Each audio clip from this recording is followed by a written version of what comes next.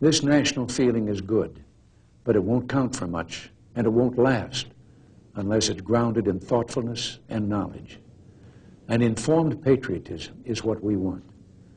And are we doing a good enough job teaching our children what America is and what she represents in the long history of the world?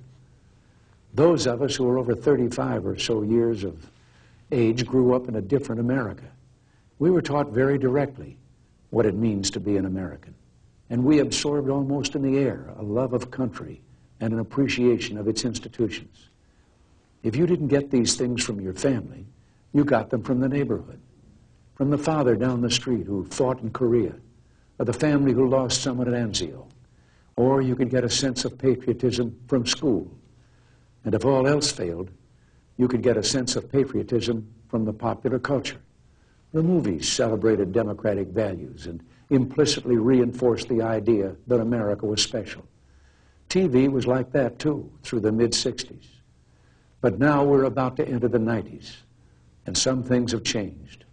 Younger parents aren't sure that an unambivalent appreciation of America is the right thing to teach modern children. And as for those who create the popular culture, well-grounded patriotism is no longer the style. Our spirit is back, but we haven't re-institutionalized it. We've got to do a better job of getting across that America is freedom. Freedom of speech, freedom of religion, freedom of enterprise, and freedom is special and rare. It's fragile. It needs production. So we've got to teach history based not on what's in fashion, but what's important. Why the Pilgrims came here, who Jimmy Doolittle was, and what those 30 seconds over Tokyo meant.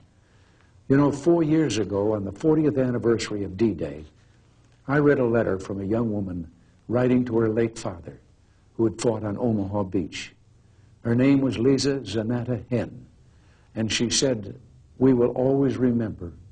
We will never forget what the boys of Normandy did."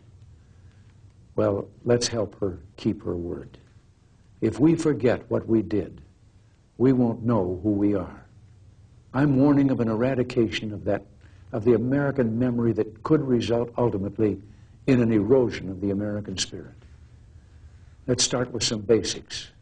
More attention to American history and a greater emphasis on civic ritual. And let me offer lesson number 1 about America.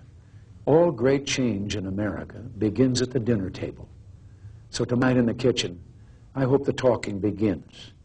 And children, if your parents haven't been teaching you what it means to be an American, let them know and nail them on it. That would be a very American thing to do.